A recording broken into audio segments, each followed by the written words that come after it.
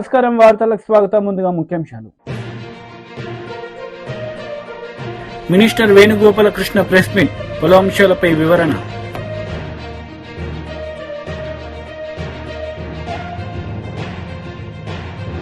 ప్రజాగలం సభలో పాల్గొన్న నారా చంద్రబాబు నాయుడు, సీఎం జగన్ పై ఫైర్.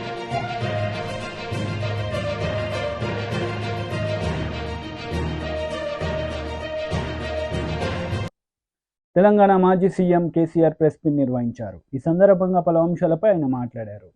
మమ్మల్ని ఎవరు ఏమనరు అనే అభిప్రాయం వస్తుంది. తస్మాత్ జాగ్రత్త. నేను యావత్తు తెలంగాణకు చెప్తా ఉన్నా, ఇక్కడి నుంచి ఈ ప్రభుత్వం చేసిన మీకు ఇచ్చిన వాగ్దానాలు నెరవేరాలంటే చాలా చిన్న లాజిక్.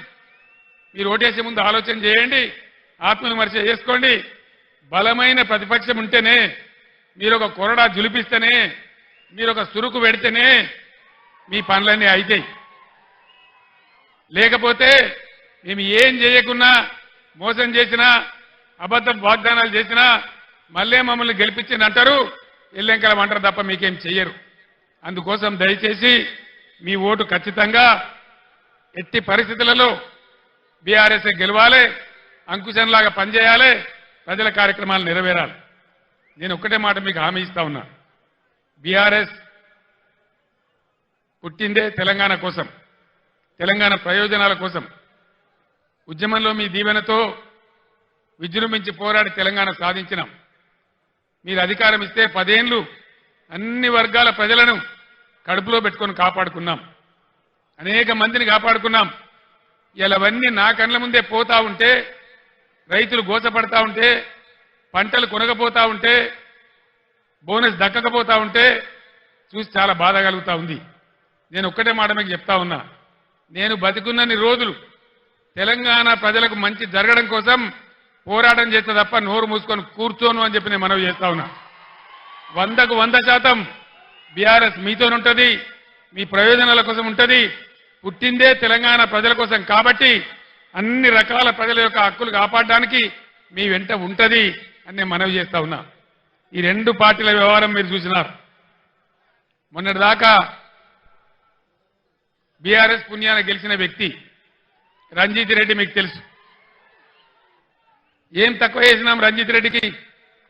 ఎంపీ టికెట్ ఇవ్వలేదా, గౌరవించలేదా, గెలిపించలేదా అని నేనే వచ్చి ప్రార్థిస్తే మీరే ఓటేయలేదా?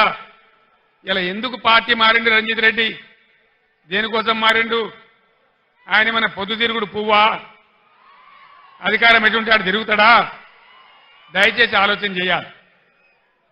ఈ ఇద్దరు వ్యక్తులు కూడా ఎవరికి తెలిసిన వాళ్ళు కాదు. బీజేపీ తరఫున నిలబడ్డాయన కానీ, ఇవాళ కాంగ్రెస్కి వెళ్ళి వచ్చాడైనా కానీ, ఏ కారణం మీద పోయిండు రంజిత్ రెడ్డి? ఎందుకు పోయిండు? ఎందుకు పోయిండండి?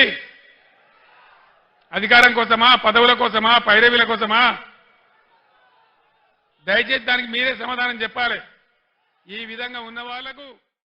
కదరిలో స్వర్ణాంధ్ర సాధికార యాత్రలో పాల్గొన్న నందమూరి బాలకృష్ణ ఈ సందర్భంగా ప్రజలను ఉద్దేశించి ఆయన ప్రసంగించారు.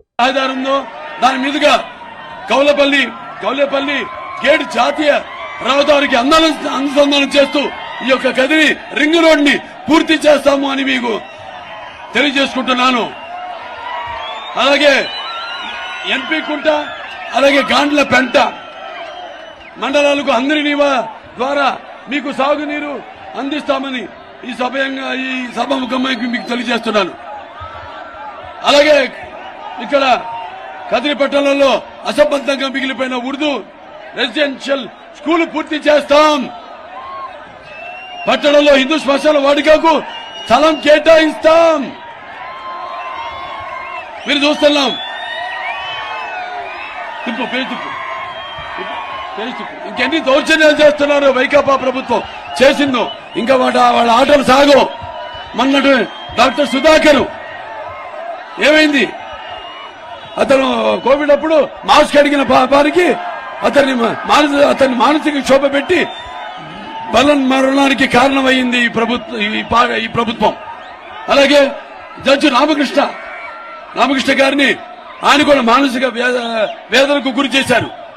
అలాగే ప్రభుత్వ విధానాలను, ప్రభుత్వ యొక్క వ్యతిరేకతను వాళ్ళు ప్రజలు బయటకు వచ్చి దాన్ని వ్యతిరేకిస్తే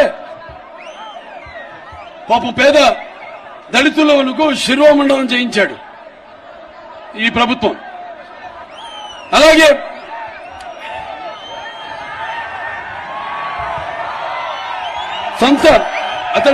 సొంత నియోజకవర్గం పులివెందులలో నాగమ్మ అనే యువత కూడా ఇలాగే ప్రభుత్వ విధానాల్ని ప్రశ్నిస్తే ఆమెను అతి దారుణంగా హత్య చేయడం జరిగింది.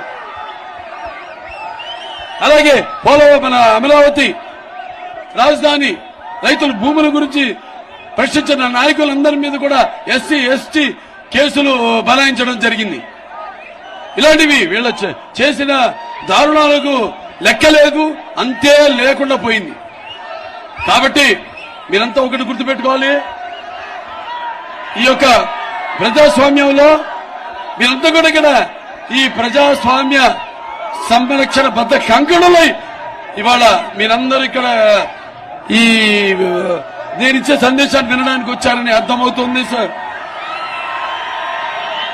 ఎప్పుడు కూడా ఆడపడుచులు మీరందరూ కూడా ఈ సభను విజయాన్ని చేసి నీరాజన అర్పించడానికి వచ్చారని అర్థమవుతుంది.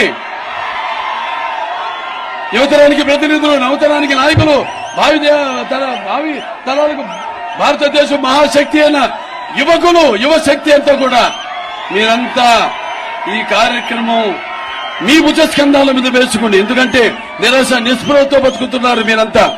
ఇవాళ చూస్తున్నాం మన రాష్ట్రంలో గంజాయి పెంచడం, అలాగే డ్రగ్స్ లో మన రాష్ట్రం నంబర్ 1 మొదటి స్థానంలో ఉంది దేశంలో. ఎంత సిగ్గుచేటు. ఇవాళ ఒకప్పుడు బానిసత్వం గురించి మనం విన్నాం.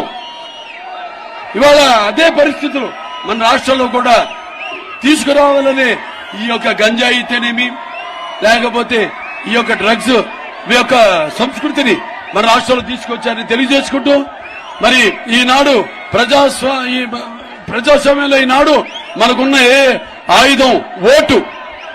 ఆ ఓటుని మీరు సద్వినియోగపరుచుకుని మీ ఉద్దేశాలను ప్రతింప చేయడానికి, మరి ప్రజాస్వామ్య పరిరక్షణ కోసం సరైన నాయకుల్ని, ప్రతినిధుల్ని ఎన్నుకోవాల్సిన బాధ్యత, అలాగే సమాజ స్థాపనకు, సమాజంలో ఉన్న వ్యత్యాసాలను తరిమికొట్టడానికి, అలాగే సామాజిక న్యాయం కోసం మరి సరైన మన ప్రతినిధి ఎన్నుకోవడానికి ఉపయోగించవలసిన పవిత్రమైన సాధనం ఓటు. కాబట్టి మీరంతా మీ యొక్క స్వార్థాలకు, లేకపోతే మీరంతా మీ యొక్క స్వార్థాలకు దీన్ని వినియోగించుకోకుండా, మీ వ్యాపకాలకు వినియోగించకుండా ఈ యొక్క ఓటుని మరెక్కడ. ప్రజాగళం సభలో మాజీ సీఎం నారా చంద్రబాబు నాయుడు పాల్గొన్నారు. ఈ సందర్భంగా పలు అంశాలపై ఆయన ప్రసంగించారు. సేవ చేసే అవకాశం నాకు కావాలి, ప్రజల్లోకి వెళ్తాను, ప్రజల్లో కలిసిపోతాను, నేను ఒక విజన్ తయారు చేసుకుంటాను, మీరు సహకరించండి. గుంటూరుని దేశంలోని నెంబర్ 1 కాన్స్టిట్యున్సీగా తయారు చేస్తారని, రాజధాని అమరావతి, ఆ రాజధాని ఎంపీ చంద్రశేఖర్, అదే వైఎస్ఆర్ కాంగ్రెస్ లో ఎంపీ ఎవరు తెలుసా? రోడ్లో మట్టి దొంగిలించే దొంగ. ఆయనకి కూడా ఒక సీనియర్ పోలీస్ ఆఫీసర్ని పెట్టా. దొంగలను పట్టుకోవడానికి అక్కడ సీనియర్ పోలీస్ ఆఫీసరు, ఇక్కడ అమరావతిని అభివృద్ధి చేయడానికి పెమ్మసాని చంద్రశేఖర్. ఏం తమిళలో గెలిపించడానికి సిద్ధమా మీరు అడుగుతున్నా? మామూలు గెలుపు కాదు. మాతృభూమి, జన్మభూమి, మీ భవిష్యత్తు, పిల్లల భవిష్యత్తు. సిద్ధమా? అవతల డిపాజిట్ రావాలన్నా? వస్తుందని అడుగుతున్నా. మళ్ళీ చూస్తా, నేను కూడా ఇక్కడే ఉంటా. ఒకటే మీ అందరికి అప్పీల్ చేస్తున్న, మిమ్మల్ని చూస్తే ఇక్కడే ఉండిపోవాలనిపిస్తా ఉంది. ఇంకా చాలా కార్యక్రమాలు ఉన్నాయి. ఇప్పుడు 33 అయినాయి. ఇంకా 100 కార్యక్రమాల దగ్గర మీటింగ్లు పెట్టాలి. నా బాధ్యత ప్రజా చైతన్యం తేవడం, ప్రజా గళాన్ని రేకెత్తించడం నా బాధ్యత. మీ బాధ్యత పూర్తిగా సహకరిస్తూ ఎక్కడికక్కడ కార్మికులు కావాలి, ఇంటికి ఒక జెండా కట్టుకోవాలి, పిల్లలందరూ ఒక పని చేయాలి. సాయంత్రం అయితే మీ వీధిలో, మీ కాలనీలో తెలుగుదేశం పార్టీ జెండా పెట్టుకుని ఒక రౌండ్ వేసి మా భవిష్యత్తుకు ఓటేమని పిల్లలందరూ అడగండి. పెద్దల మనసులు కరిగిపోతాయి. అందరూ మనకే ఓట్లేస్తారు. వేసిన తర్వాత ఆ పిల్లల భవిష్యత్తు కాపాడే బాధ్యత మేము తీసుకుంటామని మరొక్కసారి తెలియజేసుకుంటూ అందరికీ నమస్కారాలు. మినిస్టర్ వేణుగోపాలకృష్ణ ప్రెస్ మీట్ నిర్వహించారు. ఈ సందర్భంగా పలు అంశాలపై ఆయన మాట్లాడారు. విలువలు లేని ఎలాగ విలువలు లేవు. ఆ రోజు మాంగారిని పొడిచినప్పటి నుంచి నేను చెప్తున్నాను కదా, అతనికి ఆశ ముఖ్యమంత్రిగా కొడుకుని చూడాలని, అతని ఆశ ముఖ్యమంత్రిగా కొడుకుని చూడాలని ఈ రాష్ట్ర ప్రజలు నెత్తిన రుద్దాడు. ఆ రోజు లోకేష్ని తీసుకొచ్చి అతని ఆశ, లోకేష్ ఆశ చంద్రబాబు నాయుడిని జైలుకి పంపించింది. లోకేష్ అత్యాశ చంద్రబాబు నాయుడిని జైలుకి పంపించింది. లోకేష్ అత్యాశ చంద్రబాబు నాయుడిని జైలుకి పంపించింది. జైలుకి వెళ్ళిన తాను సత్శీలుడని ఎలా చెప్పగలడు? ఇన్ని కేసులు ఉన్నాయి. ఈ కేసుల్లో అతను అనుభవించినటువంటి రిమాండ్ టైం ఉంది. అంటే ఎదుటివాడు చేస్తే తప్పు, తాను చేస్తే ఒప్ప. అంటే తనకంటే ప్రత్యేక చట్టాలు ఉన్నాయా? చూడండి ఒకసారి. ఉండవల్లి అరుణ్ కుమార్ గారు ఈనాడు రామోజీరావు గారి మీద ఒక కేసు వేశారు. ఇవాళ న్యాయస్థానం తీర్పిచ్చింది కదా. ఈ దేశంలో న్యాయానికి ఆలస్యం అవ్వచ్చు తప్ప న్యాయంలాగే ఉంటుందని ఈ సందర్భంగా చెప్తున్నాను. రాజమండ్రి రెండు ప్రాంతాల్లోనూ కూడా బ్లేడ్ బ్యాచ్, గంజా బ్యాచ్ తిరుగుతుందని అధికార పార్టీ ఎంపీఏ విమర్శించారు. దాని మీద మీరేమంటారు? ఎక్కడుంది లేని దాని గురించి మాట్లాడుకుంటాం. అధికార పార్టీ ఎంపీ మార్గాన్ని భరత్ గారే చెప్పారు, బ్లేడ్ బ్యాచ్ ని ఆడుతూనే ప్రోత్సహిస్తున్నారు. మరి ఆయనకి ఏమైనా కనిపించిందేమో. నేను 3 మాసాల పైన అయింది. ఇక్కడ ఒక్కొక్క కేసు కూడా రిపోర్ట్ కాలేదు. అటువంటి ఇన్సిడెంట్ కూడా నా దృష్టికి రాలేదు. లేని దాని గురించి మాట్లాడుకోవడం అవసరం. వాలంటీర్ వ్యవస్థ మీద అత్యంత హీనంగా మాట్లాడిన వాడు చంద్రబాబు నాయుడు. వాలంటీర్స్ గోను సంచులు మోసి ఉద్యోగం అన్నాడు. ఇది ఉద్యోగాల బాధేస్తుందండి అన్నాడు. బాధేస్తుందని బాధపడిపోయాడు కదా అటువంటి చంద్రబాబు నాయుడు. గోను సంచులు మోసి ఉద్యోగం, మగవాళ్ళు ఇళ్లలో లేనప్పుడు ఆడవాళ్ళని హింసిస్తున్నారని చెప్పినటువంటి చంద్రబాబు నాయుడు. అలాగే ఆయనకి తట్టనటువంటి ఒక ఆలోచన ఏంటంటే ఉమెన్ ట్రాఫికింగ్ జరిగిపోతుంది, 25,000 మంది లేడీస్ని అమ్మేశారని. ఆ లేడీస్ ఆడపిల్లలు కదా, వాళ్ళందరూ వాలంటీర్స్. అంటే ప్రజలకు మంచి జరిగితే ప్రజలు మంచి పక్షాన నిలుస్తారు, మంచి చేసిన వారి పక్షాన నిలుస్తారు. ప్రజలకు మంచి జరిగితే ప్రజలకు మంచి చేసిన వారి పక్షాన నిలుస్తారని భయం. ఆ భయం వల్ల ఆయన మాట్లాడాడు. వాలంటీర్ వ్యవస్థ ఉండకూడదు, పెన్షన్లు పంచకూడదు అని ఎవరేశారు పిటిషను? నిమ్మగడ్డ రమేష్ కదా. నిమ్మగడ్డ రమేష్ ఎవరు? ఈయన మనిషి కదా. పిటిషన్ వేయిస్తాడు, ఏమీ తెలియనట్టు ఉంటాడు. అటువంటిది ఒకరోజు వృద్ధుల యొక్క ఆగ్రహానికి గురయ్యాడు, మల్లాడే వచ్చాడు. ఇది పెన్షన్ వాళ్ళకట పారితోషికం పెంచుతాడట. పనికిమాలిన ఉద్యోగం అన్నాడు. వాళ్ళని ఏదో సంఘ విద్రోహక శక్తులు అన్నాడు. వీళ్ళేదో ఇంకొక ఆయన అయితే ఇంకొక అడుగు ఎదరకేసి వీళ్ళ జిహాదీ ఏమంటారు ఆ బ్యాచ్ అన్నారు. అంటే వాలంటీర్ వ్యవస్థ మీద అంత దారుణంగా కామెంట్ చేసి ఇవాళ వాలంటీర్ని కొనసాగిస్తారన్నాడు. ఒక్కటి నేను చెప్పగలను, చంద్రబాబు నాయుడు విభేదించిన వ్యవస్థలు ఎన్ని ఉన్నాయంటే ఉచిత విద్యుత్తు, ఆరోగ్యశ్రీ, ఫీజు రియంబర్స్మెంట్ అన్నిటినీ వ్యతిరేకించాడు. అదే చేస్తున్నాడు. అతనికి స్వయంగా ఏది ఆలోచన రాదు. ఇప్పుడు సంక్షేమాన్ని వ్యతిరేకించి ఇంకో 10% ఎక్కువిస్తానన్నాడు. కాపీ మాస్టర్ అనమాట. పరీక్షలో చదివి రాసి ఉండడు, పక్కోడు పేపర్ చూసి రాస్తాడు. కాపీ కొట్టి పథకాలు ఇచ్చి ఇప్పుడు ఆ ఉమ్మడి ఎజెండా అంటాడు, జనాన్ని అయోమయం, లేకపోతే జనాన్ని కన్ఫ్యూజన్. ఒకరోజు ఈనాడు, ఒకరోజు ఆంధ్రజ్యోతి, లేకపోతే ఒకరోజు TV5 వీళ్ళు చూపించేది కానీ చేసేది కానీ ప్రజా కంటకము. అందుకే జగన్మోహన్ రెడ్డి గారి సిద్ధం సభలు, మేము సిద్ధమనేటువంటి సభలు ఏవైతే జరుగుతున్నాయో రాష్ట్రంలో దేశంలోనే ట్రెండ్ అవుతున్నటువంటి పరిస్థితి మనం చూసాం. ఖచ్చితంగా వైఎస్ఆర్ కాంగ్రెస్ పార్టీ గెలుపుని ఆపే శక్తి ఎవరికీ లేదు. అబద్ధం చెప్పినవాడు అబ్బా నేను చాలా గొప్పగా మోసం చేశాను జనాన్ని అనుకుంటాడు. అబద్ధం చెప్పేవాడు ప్రతివాడు అది అనుకుంటాడు. ఇవాళ నేను చాలా గొప్పగా అబద్ధం చెప్పాను జనం నమ్మేశారు అనుకుంటాడు. నమ్మరు జనం. ఖచ్చితంగా వాడికి చెప్పాల్సిన రోజు చెప్తారు. రేపు 13వ తారీఖుని చెప్తారు, బాబు నువ్వు చెప్పింది అబద్ధం, మేము విన్నట్టు నటించాం తప్ప వినలేదురా నాయన, ఖచ్చితంగా నీకు ఇవ్వాల్సింది ఇదే అని ఓటమనేటువంటి SRCP MLC Varudu Kalyani press meet నిర్వహించారు. ఈ సందర్భంగా పలు అంశాలపై ఆమె మాట్లాడారు. చంద్రబాబు నాయుడు గారు ప్రవేశపెట్టింది అలాంటి వ్యక్తి ఈ రోజు వచ్చి ప్రజలను మభ్యపెట్టడానికి ఇలాంటి పనులు చేస్తూ ఉంటే ప్రజలంతా అమాయకులు కాదని తెలియజేస్తూ ఉన్నాను. అందుకనే ఈ రోజు తీసుకుంటే ప్రజలు అన్నీ తెలుసుకున్నారు. చంద్రబాబు నాయుడు కానీ అతని కూటమి కానీ ఎలాంటిది, జగనన్న ఎలాంటి పరిపాలన అందించాడని వాళ్ళు తెలుసుకున్నారు. కాబట్టి ఈ రాష్ట్రంలో ఎక్కడికి వెళ్ళినా జగన్ నినాదం కనిపిస్తూ ఉంది. జగనన్న అంటూ పిల్లల నుంచి ముసలి వాళ్ళ వరకు జగనన్న వెంట పడుతూ జగనన్నకి మద్దతు తెలుపుతూ మేము మీకు సంఘీభావం తెలియజేస్తున్నాము, మీరే మా ముఖ్యమంత్రిగా మళ్ళీ కావాలి అని చెప్పి ప్రజలు చెప్పే పరిస్థితి ఈరోజు కనిపిస్తూ ఉంది. ఖచ్చితంగా మా జగన్నాథ రథచక్రాల కింద సైకిల్ తుక్కు అయిపోవడం ఖాయమని తెలియజేస్తున్నాను.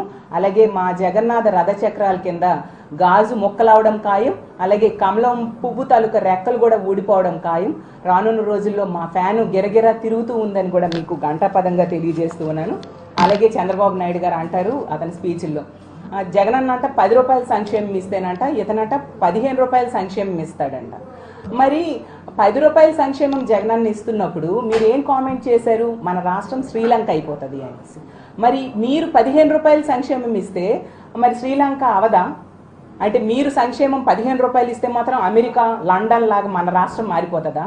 అంటే జగనన్న ఏం చేసినా తప్పు, మీరు చేస్తే మాత్రం అది ఒప్ప. ఇది ఎంతవరకు న్యాయం చెప్పండి? అంటే ప్రజలు మీరు ఏం చెప్పినా నమ్మేస్తారనేసి మీరు అనుకుంటూ ఉన్నారా? మీకు ఒకటే చెప్తున్నాను, 10 రూపాయల సంక్షేమం 15 రూపాయల సంక్షేమం కాదు. మీరు ముఖ్యమంత్రిగా ఉండేప్పుడు 100 రూపాయల సంక్షేమం ఇస్తానని చెప్పి 10 రూపాయలు కాదు కదా 10 పైసలు కూడా సంక్షేమం ఇవ్వలేదు. కాబట్టే ఈ రోజు 2019లో మిమ్మల్ని కేవలం 23 సీట్లకే పరిమితం చేయడమే కాకుండా కూడా సంక్షేమం ఇవ్వలేదు అనడానికి నేను చెప్పడం కాదు, ఈ ఆంధ్రప్రదేశ్ రాష్ట్రంలో ఉన్న ఏ రైతుని అడిగినా చెప్తారు. ఎందుకంటే వాళ్ళకి రైతు రుణమాఫీ చేస్తానని చేయకుండా మోసం చేశారు. కాబట్టి ఈ ఆంధ్రప్రదేశ్ రాష్ట్రంలో చంద్రబాబు నాయుడు చేసిన మోసాన్ని ఏ మహిళనైనా అడిగితే చెప్తారు. ఎందుకంటే డ్వాక్రా రుణమాఫీ చేస్తానని చేయలేదు కాబట్టి. అలాగే ఏ నిరుద్యోగిని అడిగినా చెప్తారు, ఎందుకంటే నిరుద్యోగ భృతి ఇస్తానని చెప్పి ఇవ్వకుండా మోసం చేశాడు కాబట్టి. అలాగే 25,000 పుట్టిన బిడ్డకి ఇస్తానని చెప్పి మోసం చేశాడు కాబట్టి ఆ బిడ్డ తల్లులు ఎవరిని అడిగినా కూడా చంద్రబాబు నాయుడు చేసిన మోసాన్ని ఈరోజు చెప్పడానికి సిద్ధంగా ఉన్నారని తెలియజేస్తూ ఉన్నాను. అంతేకాకుండా మీకు ఇంకో విషయం కూడా చెప్తున్నాను. చంద్రబాబు నాయుడు గారు అంటారు ఏంటి, అతనట సేఫ్టీ డ్రైవర్ అట, అలాగే బెస్ట్ డ్రైవర్ అట. Chandrababu Naidu safety driver, best driver కాదు, వర్స్ట్ డ్రైవర్ అని ఆంధ్ర రాష్ట్రంలో ఉన్న ప్రజలందరూ కూడా అనుకుంటూ ఉన్నారు. ఎందుకంటే ఆ రోజు లైసెన్స్ లేని డ్రైవింగ్ చేశారు మీరు. ఎందుకంటే ఆ రోజు లైసెన్స్ ప్రజలు ఇచ్చారు 96లో ఎన్టీ రామారావు గారికి. అతనికి వెన్నుపోటు పొడిచి మీరు ముఖ్యమంత్రి అయ్యారు. ఆ ప్రజల్ని అత్యంత ఘోరంగా పరిపాలించారు కాబట్టి మిమ్మల్ని వర్స్ట్ డ్రైవర్ అని ఈ రాష్ట్రంలో ప్రజలందరూ కూడా అంటూ ఉన్న పరిస్థితి మనం చూసాము. మీరు ఎక్స్పైర్ అయిపోయిన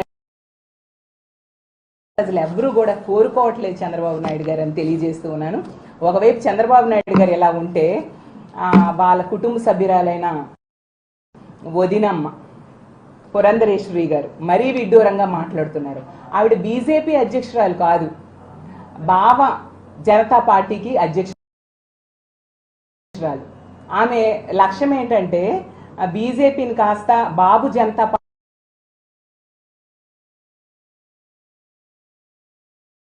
పార్టీగా మార్చడమే ఆమె లక్ష్యంగా పనిచేస్తూ ఉన్నారు. ఆమె అంట జగనన్నంట ఈ రాష్ట్రాన్ని హుద్ కంటే ఉన్నారు. ఎందుకంటే జగనన్న ప్రజలకు కాదు, మీ చంద్రబాబు నాయుడు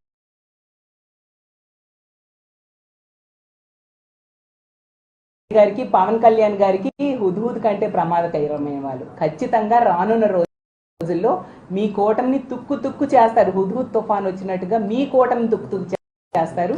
ప్రజలకి జనరంజకమైన పాలన అందిస్తారు పురంధరేశ్వరి గారు, అది తెలుసుకోండి.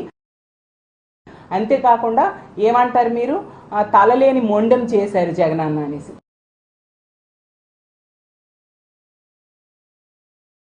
ఎవరమ్మా తలలేని మొండెం చేసింది ఈ రాష్ట్రాన్ని? మీరు పదవులు అనుభవించారు కదా.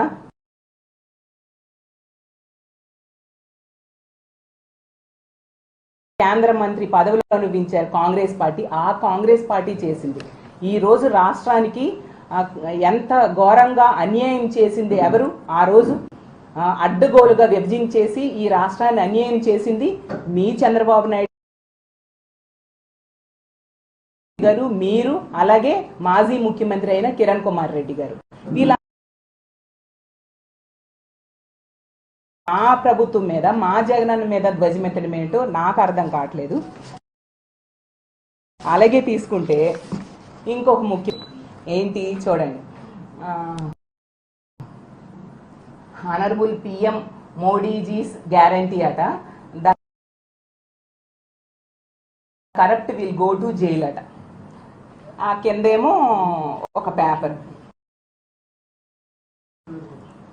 ఇదట. ఈ ట్వీట్ మా ప్రభుత్వానికి, మా ముఖ్యమంత్రికి వర్తిస్తుందట. మా జగనన్నని ఎప్పుడు జైలుకి పంపాలి అనేసి పంపుతారని ట్వీట్ చేశారు. పవన్ కళ్యాణ్ గారు, మీకు ఒకటి ప్రశ్నిస్తూ ఉన్నాను.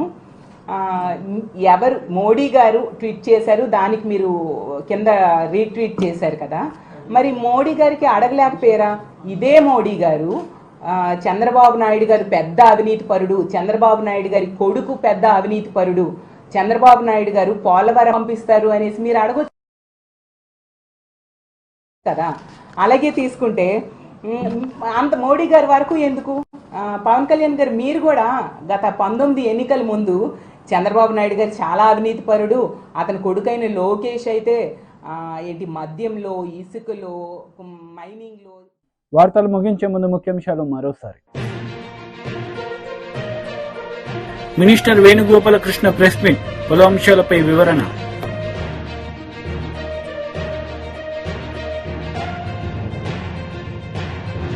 ప్రజాగలం సభలో పాల్గొన్న నారా చంద్రబాబు నాయుడు, సీఎం జగన్ పై ఫైర్.